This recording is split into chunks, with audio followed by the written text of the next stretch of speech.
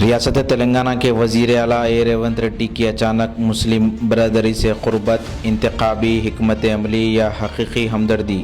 Z news کی ایک خاص رپورٹ۔ وزیر اعلیٰ ریونت ریڈی کی اچانک مسلم جماعتوں اور مذہبی شخصیات سے ملاقاتیں نے ریاستی سیاست میں ایک نئی بحث چھیڑ دی ہے۔ موثوق ذرائع کے مطابق وزیر اعلیٰ نے 29 اکتوبر کے روز مختلف مسلم جماعتوں سے ملاقاتیں کی، جن میں جماعت اسلامی، جمعیت علماء، جمعیت اہل حدیث، تبلیغی جماعت کے علماء اور مشائخین کرام شامل تھے، اور بعض کا تعلق خاص کر جوبلی ہلز حلقے سے بھی دیکھا گیا۔ یہ ملاقاتیں ایسے وقت میں ہو رہی ہے جب جوبلی ہلز ضمنی انتخاب سر پر ہے اور تمام سیاسی جماعتیں اپنی انتخابی صف بندیوں میں مصروف ہے۔ دلچسپ پہلو یہ ہے کہ تقریباً 2 سال کے اقتدار کے بعد وزیر اعلیٰ ریونت ریڈی نے پہلی بار اس طرح کی سرگرم مسلم قیادت سے قربت اختیار کی ہے۔ حال ہی میں جمعیت علماء تلنگانہ و آندھرا پردیش کے صدر مولانا حافظ پیر شبیر احمد کے انتقال پر وزیر اعلیٰ نے جنازے میں شریک نہ ہونے کو مسلم عوام نے مایوس کن قرار دیا تھا۔ حالانکہ مرحوم نے ہمیشہ کانگریس کی حمایت کی اور اس جماعت پر ان کے نمایاں احسانات رہے، تاہم کچھ دن بعد وزیر اعلیٰ ریونت ریڈی نے مرحوم کے گھر پہنچ کر اہل خانہ کو پرسا دیا۔ اب جبکہ کانگریس پارٹی سابقہ کرکٹر محمد اظہرالدین کو کابینہ میں شامل کرنے پر غور کر رہی ہے، اگرچہ اس کی سرکاری تصدیق نہیں ہوئی، لیکن عوامی سطح پر اسے مسلم ووٹ بینک کو مستحکم کرنے کی ایک کوشش کے طور پر دیکھا جا رہا ہے۔ سوال یہ ہے کہ کیا یہ ساری سرگرمیاں انتخابی موسم کی وقتی چالیں ہیں یا واقعی حکومت نے مسلم عوام کی محرومیوں کو محسوس کیا ہے؟ ماضی کی کارکردگی اگر سامنے رکھی جائے تو کانگریس اور BRS دونوں نے ہی مسلمانوں کے ساتھ ناانصافی اور اقلیتوں کے حقوق سے غفلت برتے ہیں۔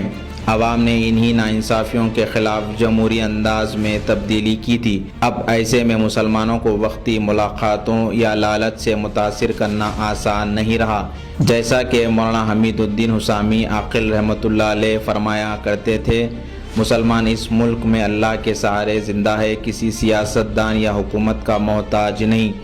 ہم نہ ڈرنے والے ہیں نہ جھکنے والے ہیں۔ آج کا مسلمان سیاسی طور پر باشعور ہو چکا ہے۔ وہ جانتا ہے کہ فیصلے نعرے یا وعدے نہیں بلکہ کارکردگی طے کرتی ہے، مگر عوام اب ہر چال کو پہچاننے لگی ہے۔ اگر گزشتہ 2 سال کی کارکردگی دیکھی جائے تو مسلم مفادات کے کئی مسائل نظر انداز کیے گئے۔ وقف ترمیمی بل کا نفاذ سب سے پہلے تلنگانہ میں کیا گیا۔ سنگاریڈی مدرسے پر حملہ، چنگی چرلا اور جینور فسادات، میدک فساد، مسلم نوجوان پر حالت روزے میں تشدد، مساجد کی شہادت، قبرستانوں اور چلوں کی بے حرمتی جیسے معاملات میں حکومت کی خاموشی سوالیہ نشان بنی ہوئی ہے۔ نہ کسی متاثرہ خاندان کے لیے وزیر اعلیٰ ریونت ریڈی بلکہ ان کی کابینہ کا کوئی وزیر اس طرح کا کوئی کانگریسی مسلم قائد کی کوئی ہمدردانہ آواز سنائی بھی نہ دی، نہ ہی کسی قانونی کارروائی میں سنجیدگی دیکھی گئی۔ مزید یہ کہ 2 سال سے زائد عرصے میں کسی مسلمان کو MLC یا وزیر کے عہدے پر فائز نہیں کیا گیا۔ عامر علی خان کو دیا گیا رکن قانون ساز کونسل کا عہدہ بھی تو ختم کر دیا گیا،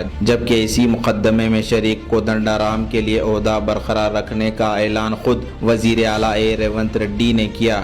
یہ طرز عمل ظاہر کرتا ہے کہ سیاسی مصلحتوں نے انصاف پر فوقیت حاصل کر لی ہے۔ اب دراصل سوال یہ ہے کہ جن مسلم نمائندوں اور مذہبی جماعتوں نے حال ہی میں وزیر اعلیٰ سے ملاقات کی، کیا انہوں نے ان مظالم، ناانصافیوں اور برسر اقتدار جماعت کی سابقہ کوتاہیوں پر بھی کوئی بات کی، یا ملاقاتیں محض جوبلی ہلز انتخابی مہم کا حصہ تھی؟ یہ ایک سوالیہ نشان ہے۔ یہ باتیں ذہن نشین رہنی چاہیے کہ ماضی میں بھی اس طرح کی خوشگوار ملاقاتیں اور نمائشی مناظر دیکھنے میں آئے، مگر انتخابی موسم ختم ہوتے ہی وہ تعلقات ٹھنڈے پڑ جاتے ہیں۔